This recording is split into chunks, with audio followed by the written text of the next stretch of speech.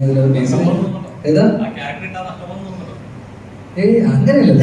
അന്ന് വിപിന്റെ സിനിമ ആയതുകൊണ്ടും പിന്നെ ഇവരൊക്കെ എല്ലാവരും ഉള്ളത് കൊണ്ട് എനിക്ക് ചെയ്യണമെന്ന് ആഗ്രഹം ഉണ്ടായിരുന്നു. അന്ന് വേറെ ഒരു പടത്തിന് ഫ്ലാഷ് വന്നുകൊണ്ട് അന്നത് ചെയ്യാൻ പറ്റില്ല. അങ്ങനെ ബേസിൽ വിളിച്ചത് വേറൊരു കാര്യം പറയാൻ വേണ്ടി വിളിച്ചതാണ്. അപ്പൊ അവൻ വിചാരിച്ചു ഞാൻ ഇതിനെ സക്സസ് കൺഗ്രാജുലേറ്റ് ചെയ്യാൻ വേണ്ടി വിളിച്ചത് തെറ്റിദ്ധരിച്ചു. അങ്ങനെ എന്തായാലും അപ്പോഴാണ് അറിയുന്നത്. ഇതിനോടൊപ്പം തന്നെ ഞാൻ അറിഞ്ഞത് സിനിമ ഹിറ്റാണെന്ന് അറിഞ്ഞപ്പോൾ ഞാൻ കൺഗ്രാജുലേഷൻസ് അറിയിച്ചു. അപ്പൊ ഇനി അവനെ ഒരു മത്സരം വേണ്ടല്ലോ. ഇനിയിപ്പോ ഇവൻ തിരിച്ചു വരുമ്പോഴേക്ക് ഞാൻ അവനെ തന്നെ പ്രൊഡ്യൂസ് ചെയ്തിട്ട് ഞങ്ങൾ തന്നെ അങ്ങോട്ടും ഇങ്ങോട്ടും ഒരു ഒരു ഒരു ഒരു ഫ്രാഞ്ചൈസി പോലെ നാടോടിക്കാറ്റ് പട്ടണ പ്രൊഡക്ഷൻ എന്നൊക്കെ പറഞ്ഞ പോലെ 1, 2, 3 പാർട്ടൊക്കെ ആയിട്ട് ഇത് ഒരുമിച്ച് നിൽക്കുക എന്നുള്ള തീരുമാനം. സന്ധ്യ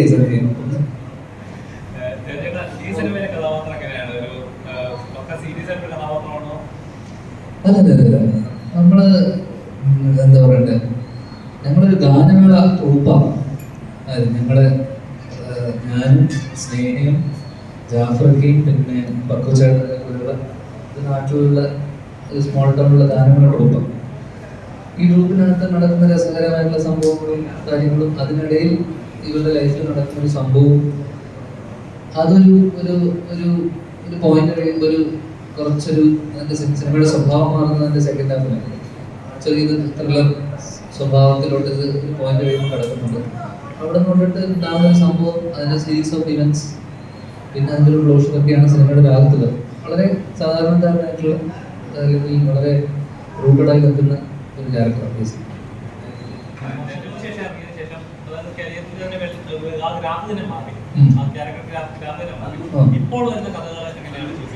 ഇപ്പോഴും അങ്ങനെയല്ല.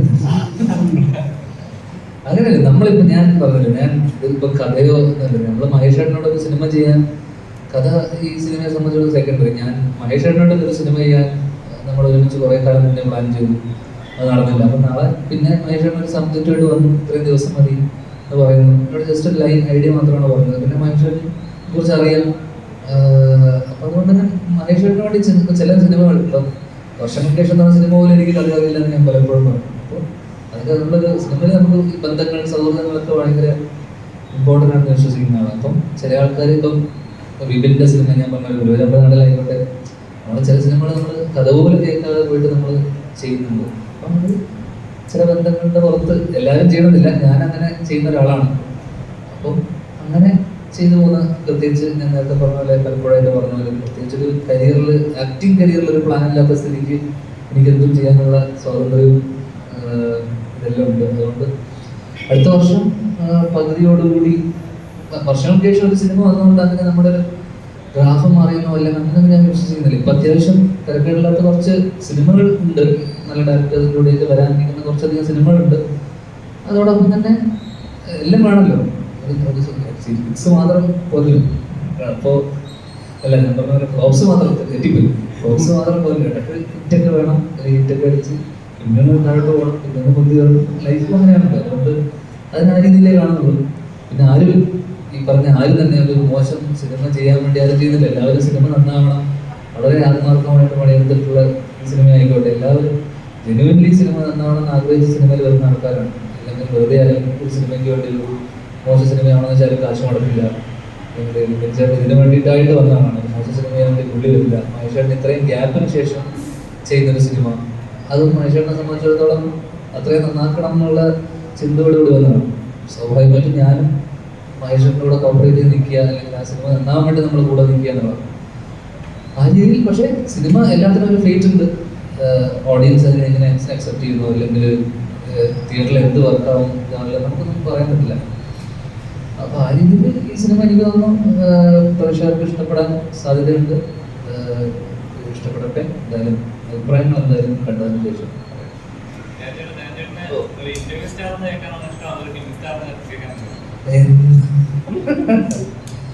രണ്ടും ഓക്കെ എന്നല്ല. ഞാനിപ്പോൾ പതുക്കെ അടുത്ത വർഷം ഒരു പകുതിയോടുകൂടി ചെറിയൊരു ബ്രേക്ക് എടുത്തിട്ട് സംവിധാനം എന്നുള്ള രീതിയിൽ പോകാനാണ് ആഗ്രഹം. അപ്പോൾ പിന്നെ ഒരു 2-3 കുറച്ച് സിനിമ പ്രൊഡക്ഷൻ ചെയ്യാൻ ഏറ്റിട്ടുണ്ട്. ആ സിനിമകളും കഴിഞ്ഞ് കഴിഞ്ഞാൽ ഫുൾ ഫ്ലെഡ്ജ് ആയിട്ട് ഡയറക്ഷനിലോട്ട് കടക്കണം എന്നുള്ളത് തന്നെയാണ് ആഗ്രഹം. പിന്നെ നമ്മുടെ കൂടെയുള്ള നമ്മുടെ വേണ്ടപ്പെട്ട ആൾക്കാരുടെ അല്ലെങ്കിൽ നമ്മുടെ സുഹൃത്ത് വലയത്തിനകത്തുള്ള ആൾക്കാരുടെ സിനിമകൾ ചെയ്തു പോവുക. ഈ എണ്ണത്തിലൊന്ന് കുറയ്ക്കണം എന്നുള്ളൊരു തീരുമാനം എടുത്തിട്ടുണ്ട്. കാരണം കുറേ വർഷം ഇതിനെ കണ്ടിന്യൂസ് ആയിട്ട് വർക്ക് ചെയ്യും. അതുകൊണ്ട് തന്നെ ഇന്റർവ്യൂ സൈഡിൽ നടക്കും, അതിൻ്റെ കൂടെ തന്നെ സിനിമകളും സൈഡിലും അതും കൂടെ തന്നെ വരട്ടെ. ഡയറക്ഷനോട്ട് കിടക്കുന്ന ഏത് തരത്തിലുള്ള മൂവി ആയിരിക്കും ആദ്യം പ്രിഫർ ചെയ്യുന്നത്? അല്ല, അടുത്ത ഒരു എന്താ പറയണ്ട, ഒരു ഔട്ട് ആൻഡ് ഔട്ട് ഹ്യൂമർ, ഒരു എന്താ പറയണ്ടത് ലവ് ആക്ഷൻ ഡ്രാമ പോലെ അല്ലെങ്കിൽ പോലും റോംകോം അല്ല, പക്ഷെ ഒരു എന്റർടൈനർ പരിപാടി തന്നെയായിരിക്കും അടുത്തത്. മാസ് പരിപാടി അല്ലാത്ത പരിപാടി.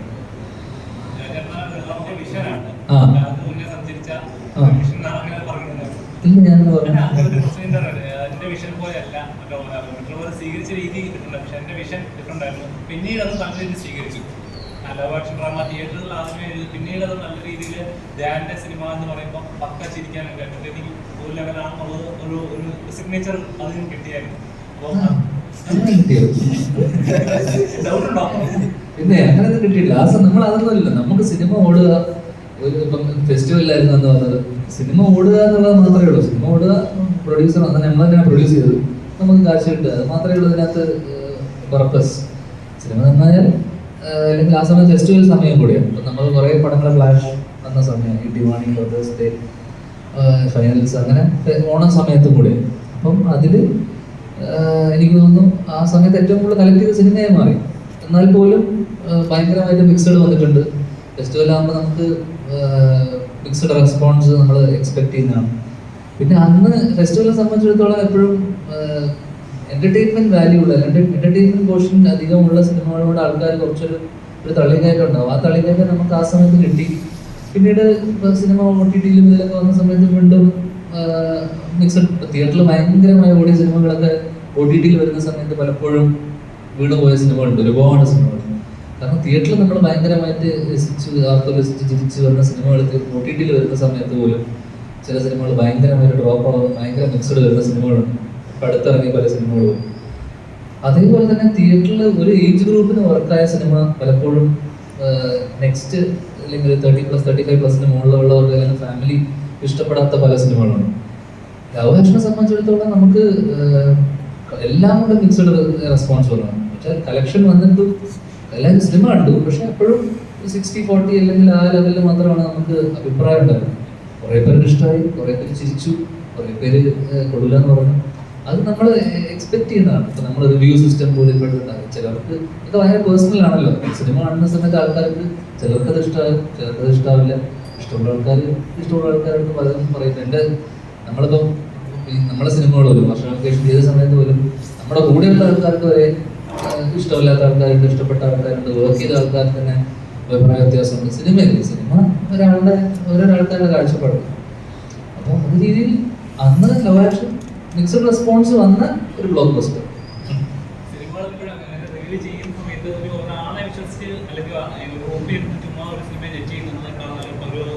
ഇഷ്ടപ്പെട്ട ഒരാളോട് പറയുന്നത് എവിടെയോ ഇരുന്ന് ഇത് നല്ലതാണ്, മോശമാണ്, അതിലെ അങ്ങനെയാണ്, ക്യാമറ ശരിയല്ല എന്നൊക്കെ പറയുമ്പോൾ അവരുടെ സിനിമക്കാരുടെ കഷ്ടപ്പാടെന്നല്ല അവർ അറിയേണ്ട കാര്യമില്ല. പക്ഷേ ഒരാൾ വ്യക്തിഹത്യ ഇത് തെറ്റല്ലേ? അല്ല, ഇത് ഞാൻ ഓൾറെഡി ഞാൻ കോപ്പുമായിട്ട് ഞങ്ങൾ ഇത്ര പേര് ഇരുന്നിട്ടുണ്ടല്ലോ, സിനി മോംസും വിഷ്ണുവിൻ്റെ കൂടെ. അന്ന് ഞാനിത് അന്നും അശ്വന്തിനോട് സംസാരിച്ച കാര്യമാണ്. എന്ന് വെച്ച് കഴിഞ്ഞാൽ നമ്മൾ പേഴ്സണലി ആൾക്കാരെ ഇപ്പോഴും മാത്രമേ ഇതിനകത്തോട്ട് സിനിമയെ കുറിച്ച് ആർക്കും അഭിപ്രായപ്പെടാം, അത് അവരുടെ വ്യക്തി സ്വാതന്ത്ര്യമാണ്. അത് കംപ്ലീറ്റ്ലി അല്ലാതെ പേഴ്സണലി അവരെ അറ്റാക്ക് ചെയ്യുക അല്ലെങ്കിൽ അങ്ങനെ പുള്ളി ചെയ്യുന്നത് എപ്പോഴും ചെയ്യുന്നത് ഞാൻ കണ്ടിട്ടില്ല. ചില കേസുകളിൽ ചിലവരെ ഇൻസൾട്ട് ചെയ്യുന്ന പോലെ പുള്ളി ചെയ്യുന്ന സമയത്ത് ആൾക്കാർക്ക് അത് വിഷമാവും. അത് പുള്ളിക്കും അറിയാവുന്നത്. പുള്ളി അത് ചിലപ്പോൾ നമ്മൾ നദികളുടെ സമയത്തൊക്കെ ഞങ്ങൾ സംസാരിച്ചിട്ടുള്ളതാണ്. വർഷങ്ങൾക്ക് ശേഷം കഴിഞ്ഞപ്പോൾ എന്നെ ഫോണിൽ വിളിച്ച് അശ്വന്ത് പടം ഇഷ്ടപ്പെട്ട്, എൻ്റെ പെർഫോമൻസ് ഒക്കെ ഇഷ്ടപ്പെട്ട് എന്നെ ഭയങ്കരമായിട്ട് എന്നോട് നമ്പർ എടുത്ത് വിളിക്കുകയൊക്കെ ചെയ്തു. ഞങ്ങൾ ഒരുപാട് നേരം ഫോണിൽ സംസാരിച്ചു. അപ്പോൾ പുള്ളി ജെനുവിൻ, എനിക്ക് തോന്നിയിട്ടുള്ള പുള്ളി ജെനുവിൻ ഫിലിം ലവറാണ് എന്നൊക്കെ പറഞ്ഞാൽ. പിന്നെ പുള്ളിക്ക് അതിൽ നിന്നൊരു യൂട്യൂബ് ഇപ്പം നമ്മൾ നിൽക്കുന്ന എല്ലാ സ്ഥലത്തും ഇതിനൊക്കെ ഒരു റവന്യൂ ഉണ്ടാകുന്നുണ്ടല്ലോ. അപ്പോൾ ആ റവന്യൂ ജനറേറ്റ് ചെയ്യുമ്പോൾ സിനിമയെ നന്നാക്കുക, സിനിമയെ ഉദ്ധരിക്കുന്നതല്ലല്ലോ ഇവരുടെ മോട്ടീവ്. പർപ്പസ് എന്ന് പറയുന്നത് സ്വാഭാവികമായിട്ടും പുള്ളിയുടെ കുറെ ഫോളോവേഴ്സ് ഉണ്ട്. ആ ഫോളോവേഴ്സിനെ ഫോളോ ചെയ്യുന്ന കുറെ ആൾക്കാർ, നമ്മളാരും നിർബന്ധിച്ച് പുള്ളിനാരും പുള്ളി ആരും എന്നെ ഫോളോ ചെയ്യണമെന്ന് പറഞ്ഞല്ലോ. പുള്ളിയുടെ റിവ്യൂകൾ ഇഷ്ടപ്പെട്ട് പുള്ളിയുടെ ഒരു സംസാര ശൈലിയൊക്കെ ആൾക്കാർ ഇഷ്ടപ്പെട്ട് ഇപ്പം ഞാൻ ഫോളോ ചെയ്യുന്നതാണ്. നമ്മൾ പലരും പുള്ളിയുടെ ഫോളോ ചെയ്യുന്നു. എന്തുകൊണ്ടാണ്? പുള്ളിയുടെ ഒരു സംസാരം അല്ലെങ്കിൽ ശൈലി നമുക്ക് എവിടെയൊക്കെയോ ഇഷ്ടമാണ്. പുള്ളി വളരെ ബ്ലണ്ടായിട്ട് ചില ആൾക്കാർ കാര്യങ്ങൾ പറയുമ്പോൾ ആൾക്കാർക്ക് അത് പെട്ടെന്ന് ആക്സെപ്റ്റ് ചെയ്യാൻ ബുദ്ധിമുട്ടായിരിക്കും. പക്ഷെ അതേപോലെ സിനിമ ക്രിയേറ്റേഴ്സിന് പേഴ്സണലി അവരെ ഹരാസ് ചെയ്യുന്ന പോലെ എന്തെങ്കിലും തോന്നി, ഇൻസൾട്ട് ചെയ്യുന്ന പോലെ തോന്നി അവർക്ക് ഭയങ്കരമായിട്ട് വിഷമം ഉണ്ടാകും.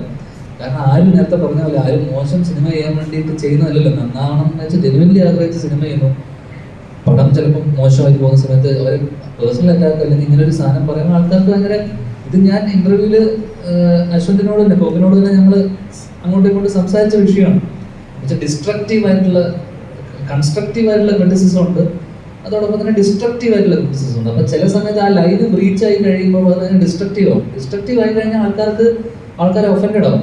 ഒഫൻഡഡ് ആവുന്ന സമയത്ത് ഇതുപോലെയുള്ള ഇപ്പോൾ കഴിഞ്ഞ ഏതൊക്കെ സിനിമകൾ വന്നപ്പോൾ കോപ്പും പ്രൊഡ്യൂസേഴ്സൊക്കെ തമ്മിൽ ഭയങ്കരമായിട്ടുള്ള വിദ്വേഷമൊക്കെ ഉണ്ടാകാൻ കാരണം അത് ചില സമയത്ത് ഒരു ലൈൻ ക്രോസ് ചെയ്ത്, ഒരു തിൻ ലൈൻ ആണല്ലോ, ആ ലൈൻ ക്രോസ് ചെയ്ത് പോയി കഴിയുമ്പോൾ ആൾക്കാർക്ക് അത് ഒഫൻസീവ് ആകുമ്പോൾ ആൾക്കാർ അതിന് റിയാക്ട് ചെയ്യും, തിരിച്ച് പുള്ളി റിയാക്ട് ചെയ്യും.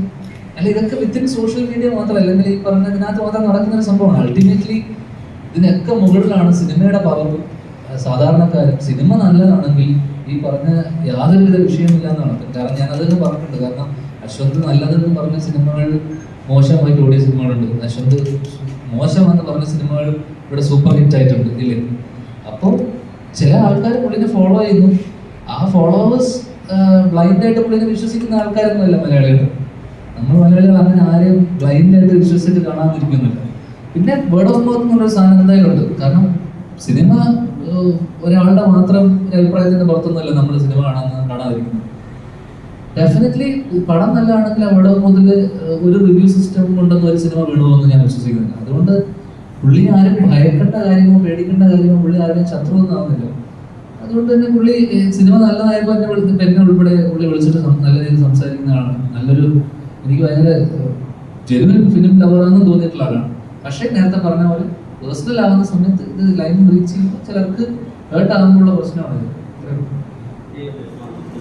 ഹാസ്യത്തിന് പോകാനുള്ള ഏറ്റവും കൂടുതൽ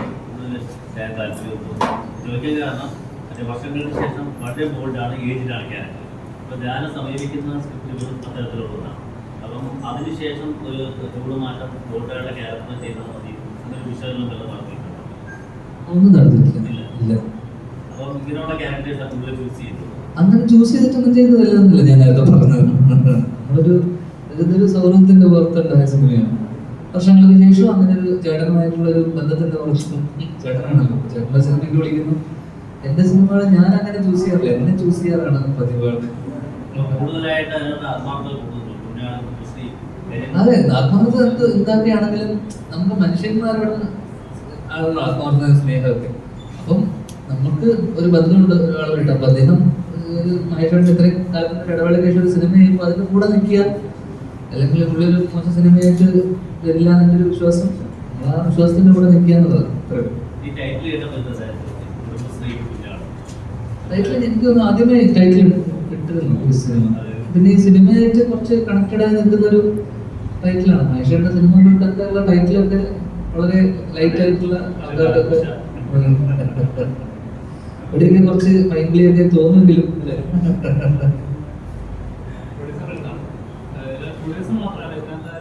എടുത്തു പറയാനൊക്കെ ഒരു റൊമാൻസ് പരിപാടികളില്ല. കഥ തന്നെ നമ്മൾ ഒരുമിച്ചാണ് കൂടുതൽ ഗാനങ്ങളുടെ ട്രൂപ്പിനകത്ത് നമ്മളൊരു ഭാഗമാണ്. അപ്പോൾ ഓൾറെഡി ഹാഫ് നമ്മൾ പ്രണയത്തിലാണ് ഈ സിനിമ.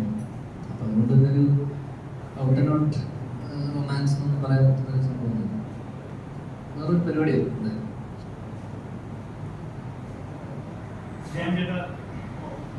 വർഷങ്ങൾക്ക് ശേഷം ഇറങ്ങിയപ്പോൾ ആ ഒരു ടൈമിൽ ഞാൻ ചെയ്ത ഒരു സ്റ്റേറ്റ്മെന്റ് പറഞ്ഞു, അതിന്റെ ബേസിൽ ഇപ്പോൾ ഒരു ലോഞ്ച് എടുത്ത് അടുത്തോണ്ടിരിക്കുകയാണ്. ഇപ്പോൾ ഗുരുവായൂരമ്പലനാട് ഇറങ്ങിയപ്പോൾ ഓഡിയൻസ് കമന്റിൽ വന്ന് അതേ സ്റ്റേറ്റ്മെന്റ് തന്നെ തിരിച്ചു പറഞ്ഞു, ഞാൻ ഇതൊന്നും കാണാൻ കഴിയാതെ ലോഞ്ച് എടുത്ത് അടുത്തോണ്ടിരിക്കുകയാണ്. അല്ല, നന്നായിട്ട് തമാശക്ക് നമ്മൾ പറയുന്നതല്ലേ ഇതൊക്കെ. ഇത് നമ്മള് ബേസിനോട് ചോദിച്ചപ്പോൾ ബേസിനോട് പറഞ്ഞു ഞാൻ ഇന്നലെ വിളിച്ചായിരുന്നു, പക്ഷെ അതിനത്ര ഇഷ്ടപ്പെട്ടില്ല. അതവന്റെ തമാശ അല്ല. ഞാൻ പറയുന്നത് നമ്മള് പറഞ്ഞാലും അത് അവനങ്ങനെ മദ്യപിക്കുന്നതാണെന്നല്ല. അപ്പൊ മദ്യപിക്കുന്നത് തന്നെ എനിക്ക് എത്ര കാലമായില്ലോ കഞ്ചാണല്ലോ. അപ്പൊ അല്ല അങ്ങനല്ല, അത് ഇതൊന്നും ഉപയോഗിക്കാത്ത ആളാണ് ഈ രണ്ട് സാധനങ്ങളൊന്നും. അവനൊന്നും അങ്ങനത്തെ അവനെ കണ്ടാൽ തോന്നുന്നു. അപ്പൊ എനിക്ക് തോന്നുന്നു അവനൊരു ചെറിയൊരു ഡബ്ബയിൽ നമ്മൾ എനിക്കൊന്ന് മൂന്നാറിലായിട്ടുള്ള സമയത്താറ്റം എനിക്കൊരു നമ്മുടെ ബോട്ടിലിന്റെ ഒക്കെ ക്യാപ്പിൽ നമ്മളിങ്ങനെ ഒഴിച്ചു കൊടുക്കില്ല, അതിൽ ഒഴിച്ചാൽ പിന്നെ അവൻ ഫിറ്റ്. അപ്പൊ അങ്ങനെയുള്ള അല്ല, അതൊക്കെ നമ്മൾ വെറുതെ തമാശക്കെന്ന് പറഞ്ഞു. അവന്റെ സിനിമ ഓടുക എന്നുള്ളതൊക്കെ അവനൊക്കെ നമ്മുടെ കൂടെ നമ്മളൊക്കെ ഒരുമിച്ച് വന്നല്ലേ, പിന്നെ അവന്റെ സിനിമ ഓടുക എന്നുള്ളത് ഏറ്റവും വലിയ സന്തോഷമല്ലേ നമ്മളെ. ഫാമിലി സ്റ്റാറുമായി പുള്ളിയെ അറിയപ്പെടുന്നു. അവൻ തന്നെ വിളിക്കുന്നത് രാജേട്ടൻ വരെ അങ്ങനെ നല്ല കാര്യല്ലേ. ചേട്ടൻ രാജേട്ടൻ തന്നെ കടുത്ത ആരാധകനാണ്. സ്പോട്ട് രാജേട്ടനായിട്ടാണ് പടത്തിൽ ചെയ്തത്. അപ്പൊ അത് കണ്ടപ്പോ എന്താ അസൂയാണെന്ന് അയ്യോ ഇല്ലല്ല, ഞാൻ രാജേട്ടനോട് സംവിധാനം ചെയ്യുമല്ലോ, അപ്പൊ പിന്നെ പ്രശ്നം ഉണ്ടായില്ലേ. ഒരിടയ്ക്ക് ഒത്തിരി സിനിമകൾ ചെയ്യും, അതിൽ ഭൂരിഭാഗവും ബോംബായി പോവുകയും ചെയ്ത ഒരു സമയം ഉണ്ടായിരുന്നു. അപ്പൊ ആ സമയം മാറിയോ? ആ സമയത്ത് എപ്പോഴെങ്കിലും ഈ പുല്ല് വേണ്ടായിരുന്നു എന്ന് ചിന്തിച്ചിട്ടുണ്ടോ? അങ്ങനെയൊന്നുമല്ല, നമ്മളൊരു ആ ഒരു ഫ്ലോയിലൊക്കെ പോവാന്നല്ലാതെ നമ്മൾ അതിനെ കുറിച്ച്, കാരണം അച്ഛനാ കഴിഞ്ഞപ്പോഴും എന്നോട് ഇങ്ങനെ നമ്മളൊരു ഇന്റർവ്യൂ വരുന്ന സമയത്ത് ചോദിച്ചു. ആ സമയത്ത് അവര് ഞാൻ നേരത്തെ പറഞ്ഞത് നമ്മൾ ഈ പറഞ്ഞ ഞാൻ മിക്ക സിനിമകളും ചെയ്ത മഹേഷേട്ടനൊക്കെ എക്സ്പീരിയൻസ്ഡ് ആണ്. ഞാൻ ചെയ്ത മിക്ക സിനിമകളും പുതുമുഖ സംവിധായകരോട്. ഈ പുതുമുഖ സംവിധായകരോട് ചെയ്യുമ്പോൾ അവരെ സംബന്ധിച്ചിടത്തോളം ആദ്യ സിനിമ ഓടിയില്ലെങ്കിൽ പിന്നെ അവർക്കൊരു കരിയർ രണ്ടാമത്തെ സിനിമ ചെയ്യാന്ന് പറയുന്നത് വലിയൊരു പാടാണ്. അല്ലെങ്കിൽ ഇന്നത്തെ കാലത്ത് മലയാള സിനിമയിൽ രണ്ടാമോ മോശം സിനിമയിൽ പൊട്ടിയ ആദ്യ സിനിമയെ പൊട്ടിച്ച ഒരാൾക്ക് രണ്ടാമത്തെ സിനിമ കിട്ടുമല്ലോ. അങ്ങനെ നോക്കുമ്പോൾ ഇവരാരും തന്നെ ഒരു ബോംബ് ഇറക്കിയേക്കാം അല്ലെങ്കിൽ ബോംബ് ഇട്ടേക്കാന്ന് വെച്ച സിനിമയിൽ നിന്നല്ല, ഏതെങ്കിലും ഒരു ഘട്ടങ്ങളിൽ അല്ലെങ്കിൽ ഏതെങ്കിലും ഒരു ഘട്ടത്തിൽ സിനിമ വീണു പോകുന്നതാണ്. അല്ലെങ്കിൽ ഈ സമയത്ത് ഈ സിനിമയുടെ ആവശ്യമില്ല, അല്ലെങ്കിൽ ഈ സിനിമക്ക് എന്ത് റെലവൻസ് എന്നൊക്കെ തോന്നിയിട്ട് ആൾക്കാരൊന്ന് റിജക്ട് ചെയ്ത് കളയും സിനിമയെ. അങ്ങനെ ഇപ്പം എനിക്ക് ഇതേപോലെ ബുള്ളറ്റ് ഡയറീസ് എന്ന് പറഞ്ഞ പടം, നേരത്തെ പറഞ്ഞ അശ്വന്ത് ഭയങ്കര നല്ല അഭിപ്രായം പറഞ്ഞ സിനിമയാണ്. അശ്വന്ത് ഭയങ്കര നല്ല അഭിപ്രായം പറഞ്ഞു ആ സിനിമയെ കുറിച്ച്. ഞാൻ ഭയങ്കര സിമ്പിൾ ഡയറി എന്നൊക്കെ പറഞ്ഞ അശ്വന്ത് അഭിപ്രായം പറഞ്ഞു. ആ സിനിമ സൂപ്പർ ഹിറ്റ് ആയിരുന്നു. ഇല്ല, അല്ലെങ്കിൽ എന്നാ പിന്നെ അശ്വന്ത് അഭിപ്രായം പറഞ്ഞതുകൊണ്ട് ആ സിനിമ സൂപ്പർ ഹിറ്റ് ആണ്. കാരണം അത് ഡിസംബർ 15-ാം തീയതിയാണ് സിനിമ ഇറങ്ങിയത്. 22-ന് പുതിയ ക്രിസ്മസ് സിനിമകൾ വരുന്നു. അപ്പൊ എനിക്കൊന്ന് കഴിഞ്ഞ ഇത്രയും സിനിമകൾക്കിടയിൽ നമ്മൾ ആകെ അഭിപ്രായം കിട്ടുന്ന എനിക്കൊന്ന് ഉടലും മറ്റേ നദികൾ സുന്ദരിയോമിന് തരക്കേടില്ലാതെ തിയേറ്ററിൽ അത്യാവശ്യം ആള് പിന്നെ വർഷങ്ങൾക്ക് ശേഷമാണ്. അപ്പോൾ ഇത്രയും സിനിമകൾക്കിടയിൽ ഇത്രയും ഒരു 3-4 സിനിമകൾ മാത്രമേ ഓടുന്നുള്ളൂ. അതും മലയാളത്തിൽ തന്നെ കഴിഞ്ഞ വർഷം എടുത്തു നോക്കുമ്പോൾ തന്നെ ഞാൻ ഇത്രയും എണ്ണത്തിൽ ഇത്രയും സിനിമ ചെയ്യുമ്പോഴുള്ള പ്രശ്നമാണ്. അല്ലാതെ എന്റെ കൂടെയുള്ള സഹപ്രവർത്തകരായിട്ടുള്ള പലരുടെ സിനിമ ഓടാനൊന്നുമില്ല, കുറെ പേരുടെ സിനിമ ഒന്നും ഓടാറില്ല. കാരണം 100-110-130 സിനിമയിൽ നിന്ന് ഓടുന്നത് എനിക്ക് തോന്നുന്നു 10-20 സിനിമകളാണ് കഴിഞ്ഞ വർഷം അതിന് മുന്നത്തെ വർഷമൊക്കെ ഓടിയത്. പക്ഷെ ഞാൻ എണ്ണത്തിൽ ആ 30-40 സിനിമ എൻ്റെ ആയതുകൊണ്ട് നമുക്ക് റേഷ്യോ കണക്ക് നോക്കുമ്പോൾ കുറച്ചധികം കൂടുതൽ ചെയ്യുന്നുണ്ട്. ഇപ്പൊ ഈ വർഷം മാറിയപ്പോൾ സിനാരിയോ ഒക്കെ മാറി. എനിക്ക് തോന്നുന്നു കഴിഞ്ഞ വർഷത്തെ പോലെയല്ല, ഈ വർഷം തുടക്കത്തിൽ തന്നെ തിയേറ്ററിൽ ആൾക്കാർ വന്നു തുടങ്ങി, സിനിമകൾ ഹിറ്റ് ആവുന്നു. അപ്പൊ ഒരു നല്ല കാലം എന്ന് പറയാൻ പറ്റില്ല, സുവർണ്ണ കാലം എന്ന് പറയാൻ പറ്റില്ലെങ്കിൽ പോലും ആൾക്കാർ തിയേറ്ററിലേക്ക് വന്നു തുടങ്ങി എന്നുള്ള ഒരു വലിയ സന്തോഷം തന്നെ. ഏത് കഴിഞ്ഞ വർഷത്തെ പോലെയല്ല, ആൾക്കാർ നല്ലതാണെങ്കിൽ അല്ലെങ്കിൽ സിനിമ വീണ്ടും തിയേറ്ററിലേക്ക് ആൾക്കാർ ഇടിച്ചു കയറി ഒന്ന് കണ്ടേക്കാം അല്ലെങ്കിൽ കണ്ടു നോക്കാം എന്നുള്ള രീതിയിൽ ഒരു ചെറിയ രീതിയിൽ ആൾക്കാരുടെ ഒരു ആറ്റിറ്റ്യൂഡിലും ജനങ്ങളുടെ ഒരു മനസ്സിൽ സിനിമയ്ക്ക് വീണ്ടും ഒരു പ്രയോറിറ്റി ആയി വന്നിട്ടുണ്ട്. കഴിഞ്ഞ വർഷത്തെ പോലെയും മുന്നത്തെ വർഷത്തെ പോലെയല്ല. അപ്പൊ ഇങ്ങനെയുള്ള സമയത്ത് നമ്മൾ ശരിക്കും ചൂസ് ചെയ്ത് നമ്മൾ നല്ലത് മാത്രം നോക്കിയിട്ട് നമ്മൾ ചെയ്ത് കഴിഞ്ഞിട്ട് അത് പൊട്ടിപ്പോയി കഴിഞ്ഞാൽ പിന്നെ കാര്യമൊന്നുമില്ല. അതുകൊണ്ട് നമ്മൾ ഇപ്പൊ പോകുന്ന പോലെ തന്നെ പോവുക. നല്ലതും വരും, ഈ പറഞ്ഞ പോലെ മോശം സിനിമകളും വരും.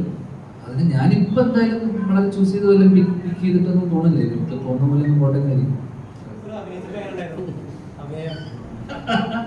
അത് എനിക്കൊരിക്കലും ബെഞ്ചേട്ടൻ ആദ്യമായിട്ട് ചെയ്യുന്ന ഒരാളായിട്ടോ അങ്ങനെ ഒരു നേരത്തെ പറഞ്ഞ പോലെ ഒരു ഇത്രയും ആർട്ടിസ്റ്റ് നമ്മൾ കുറെ കോമ്പിനേഷൻ സീനുകളൊക്കെ ഉണ്ടായിരുന്നു. അപ്പൊ ആദ്യമായിട്ട് ചെയ്യുന്ന ഒരാളുടെ ഒരു അങ്ങനെ ഒരു ഇൻഹിബിഷനോട് കൂടി ചെയ്തതായിട്ടോ അങ്ങനെയൊന്നും ഫീൽ ചെയ്തില്ല. പുള്ളി വളരെ തന്മയത്തോടുകൂടി ആ ക്യാരക്ടർ പുള്ളി ചെയ്യേണ്ട സാധനം പുള്ളി വളരെ ഭംഗിയായിട്ട് രസകരമായിട്ട് ചെയ്തിട്ടുണ്ടെന്നാണ് എനിക്ക് തോന്നിയത്. കാരണം ഫസ്റ്റ് സിനിമ അല്ലെങ്കിൽ അത് കുറേ ഡയലോഗുകളും കുറേ സീനുകളും ഇതിൻ്റെ ഒരു ക്രൂഷ്യൽ പ്രധാന കഥാപാത്രമാണ് പുള്ളി ചെയ്യുന്നത്. അപ്പോൾ ആ രീതിയിൽ ഫസ്റ്റ് സിനിമ എന്ന രീതിയിൽ പുള്ളി ഡെഫിനറ്റ് ആയിട്ടും ആ ക്യാരക്ടറിന് ജസ്റ്റിസ് കാണിച്ചിട്ടുണ്ടെന്നാണ് എനിക്ക് തോന്നുന്നത്, ഞാൻ കണ്ടെടുത്തോളം. ഇപ്പൊ നമ്മുടെ പല സിനിമകളും തിയേറ്ററിൽ പോകാൻ വിജയം നല്ല കളക്ഷൻ നേടി പോകുന്നുണ്ടല്ലോ. പിന്നീട് അത് കഴിഞ്ഞ് കുറെ ആളുകൾ പറയുന്നുണ്ട് ഈ സിനിമ എന്താ ഇത്ര ഹിറ്റായത്, ഇതിനകത്ത് അങ്ങനെ സിമ്പിളായിട്ടുള്ള ഒരു കഥയാണല്ലോ, ഇത് അങ്ങനെ ഹിറ്റാവേണ്ട കഥയാണോ എന്നൊക്കെ ചോദിക്കുന്നുണ്ട്.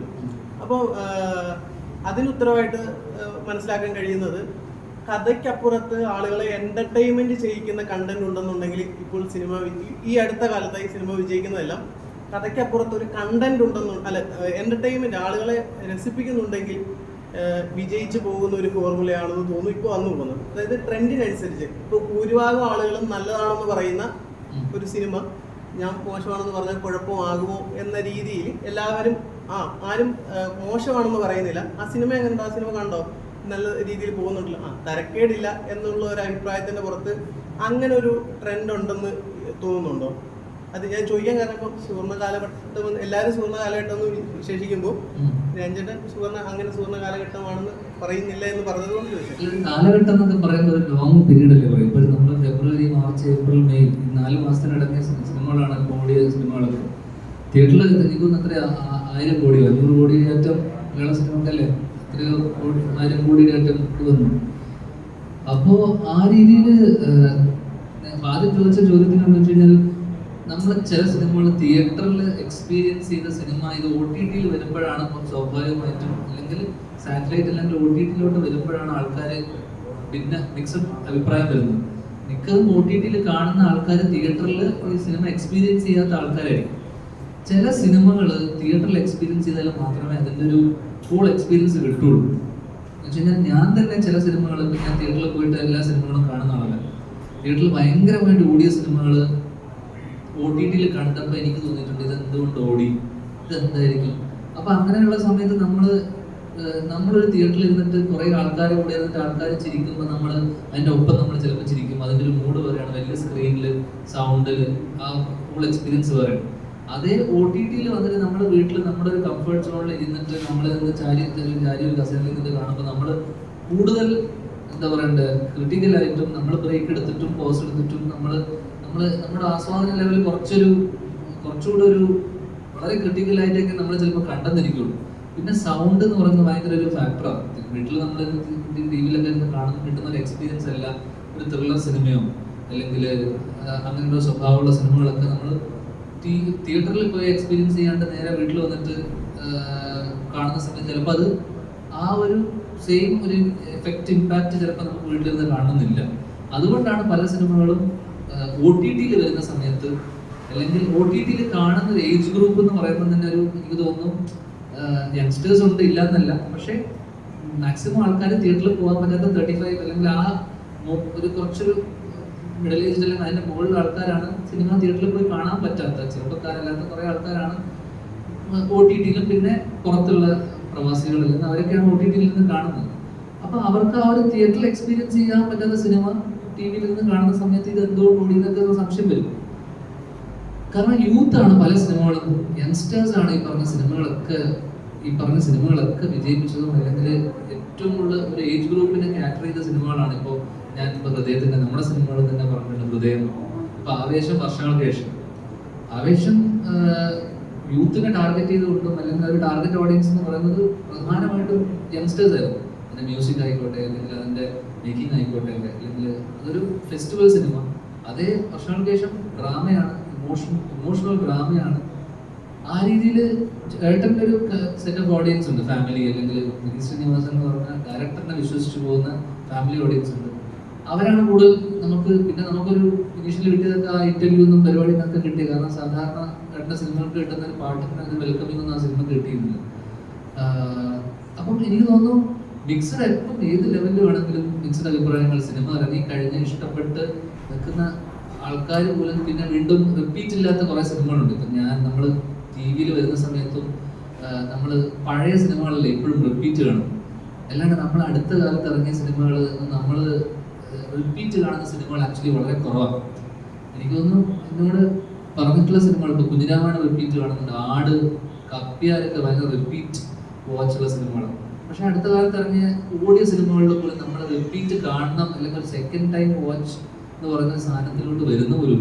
അപ്പോൾ മിക്ക OTTs കാണുന്ന ആൾക്കാരും ബിഗ് സ്ക്രീൻ OTT-യിലോട്ട് വരുമ്പോൾ ഈ മിക്സഡ് റെസ്പോൺസ് ഭയങ്കരമായിട്ട് വരുന്നുണ്ട്. കാരണം ആ തിയേറ്ററിൽ എക്സ്പീരിയൻസ് ചെയ്യാൻ പറ്റാത്തതിൻ്റെ ആയിരിക്കാമെന്ന് എനിക്ക് തോന്നുന്നു. ത്രില്ലർ സിനിമകളൊക്കെ പ്രത്യേകിച്ച് ത്രില്ലറൊക്കെ സൗണ്ടിലാണ് ആ സിനിമയുടെ ഇമ്പാക്ട് ഇരിക്കുന്നത്. എനിക്ക് തോന്നിയിട്ടുണ്ട്, പേഴ്സണലി എനിക്ക് തന്നെ തോന്നിയിട്ടുണ്ട് ഈ സിനിമകളൊക്കെ എന്തുകൊണ്ടായിരിക്കും തിയേറ്ററിൽ ഓടിയിട്ടുണ്ടാവുക എന്ന് എനിക്ക് തോന്നിയ സിനിമകളൊക്കെ ഞാൻ പേര് പറയുന്നില്ല. പക്ഷെ എന്നാൽ പോലും അതൊക്കെ തിയേറ്ററിൽ സൂപ്പർ ഹിറ്റായ സിനിമകൾ പോലും അടുത്ത നമ്മുടെ സുഹൃത്തുക്കളുടെ സിനിമ പോലും എന്തുകൊണ്ടായിരിക്കും ഓടിയിട്ടുണ്ടാവാൻ ചിന്തിച്ചിട്ടുണ്ട്. പക്ഷെ മേ ബി അന്ന് നമ്മൾ തിയേറ്ററിൽ പോയി എക്സ്പീരിയൻസ് ചെയ്യുന്നത് നമുക്ക് ഇഷ്ടപ്പെട്ടേ. അപ്പം അതുകൊണ്ട് കമ്പയർ ചെയ്യാൻ പറ്റില്ല ആ ഒരു എക്സ്പീരിയൻസ് തിയേറ്ററും വീട്ടിലിരുന്ന് കാണുന്നത്. അപ്പം മിക്സഡ് വരുന്നത് പലപ്പോഴും ഇറങ്ങി കഴിഞ്ഞ് ഇത് സാറ്റലൈറ്റിലെല്ലാം OTT-യിൽ വരുമ്പോഴാണ്. അതേപോലെ കഴിഞ്ഞിടയ്ക്ക് അഞ്ജലി മേനോൻ ഒരു സ്റ്റേറ്റ്മെന്റ് ഷെയർ ചെയ്തു, മലയാള സിനിമയിലെ നടിമാർ എവിടെയെന്ന്. അതായത് റീസെന്റ് ഹിറ്റ് ആയിട്ടുള്ള സിനിമകൾ നോക്കിക്കഴിഞ്ഞാൽ ഫീമെയിൽ ക്യാരക്ടേഴ്സ് ഇല്ലാത്ത സിനിമകൾ ഒരുപാട്. ആവേശം നോക്കിക്കഴിഞ്ഞാൽ അല്ലെങ്കിൽ മഞ്ഞൾ പൂച്ചൊക്കെ ആണെങ്കിലും ഈ ലേഡി ക്യാരക്ടേഴ്സ് ഇല്ല. അല്ലെങ്കിൽ അഞ്ജലി മേനോനെ പോലെ എക്സ്പീരിയൻസ് ആയിട്ടുള്ള ഒരു ഡയറക്ടർ അത്തരത്തിലുള്ള ഒരു സ്റ്റേറ്റ്മെന്റ് മുന്നോട്ട് വെക്കുമ്പോൾ അതിനത്രത്തോളം ഇമ്പോർട്ടൻ്റ് ഉള്ളതായിട്ടാണ്. അല്ല, അങ്ങനെ അത്തരത്തിൽ ഇമ്പോർട്ടൻസ്, കാരണം ഒരു കഥയ്ക്ക് ആവശ്യമായിട്ടുള്ള ക്യാരക്ടേഴ്സ് ഇപ്പൊ ഇത് ഈ സിനിമയിൽ എത്ര ലീഡിങ് ക്യാരക്ടേഴ്സ് ഉണ്ട്, അല്ലെങ്കിൽ നമ്മൾ വർഷങ്ങൾക്ക് ശേഷത്തിൽ എത്ര പേരുണ്ട്, അല്ലെങ്കിൽ ആവേശത്തിലില്ല, മഞ്ഞുമൽ ബോയ്സിലില്ല എന്ന് പറഞ്ഞുകൊണ്ട് മാത്രം മലയാള സിനിമയിൽ ഇവരൊക്കെ വെറുതെ ഇരിക്കുകയാണ്. അല്ലല്ലോ, അങ്ങനെയൊന്നുമില്ലല്ലോ. ഫീമെയിൽ ലീഗ് ഇവിടെ എത്ര ഫീമെയിൽ ഓറിയന്റഡ് സിനിമകളുണ്ട്. ഇപ്പൊ കഴിഞ്ഞപ്പോൾ എനിക്കൊന്ന് ക്യാൻസൽ ഇവരെ ചെയ്ത സിനിമയിൽ ഇപ്പോൾ കഴിഞ്ഞ ദിവസം ദിവ്യപ്രഭയും ഇവരൊക്കെ കനിയൊക്കെ പോയപ്പോൾ അതിനകത്ത് അവർക്ക് അവിടെ അവാർഡ് കിട്ടി. അത് ഒരു ഫീമെയിൽ സെൻട്രിക് സിനിമയില്ല അല്ലേ, ഫീമെയിൽ ഓറിയന്റഡ് അല്ലെങ്കിൽ ഫീമെയിൽ ക്യാരക്ടേഴ്സ്. ഞാൻ സിനിമയുടെ കഥ എനിക്കറിയില്ല. അപ്പൊ അതുകൊണ്ട് അങ്ങനെ സിനിമകളില്ല എന്ന് പറയുന്നില്ല, അത്തരത്തിലുള്ള കഥകൾ ഒരു കഥക്ക് ഡിമാൻഡ് ചെയ്യുന്ന പോലെയല്ലേ. അല്ലാണ്ട് ഇവരെ സ്ത്രീകളെ മൊത്തത്തിൽ മാറ്റി വെച്ചേക്കാന്നൊക്കെ സിനിമ ചെയ്യുന്നില്ല. അൾട്ടിമേറ്റ്ലി സിനിമ ഓടണമെങ്കിൽ ഫീമെയിൽ പേഴ്സൺസ് നമ്മൾ റൊമാൻറ്റിക് സിനിമ ചെയ്യുമ്പോൾ സ്ത്രീകളെ മാറ്റി വെക്കാൻ പറ്റില്ലല്ലോ.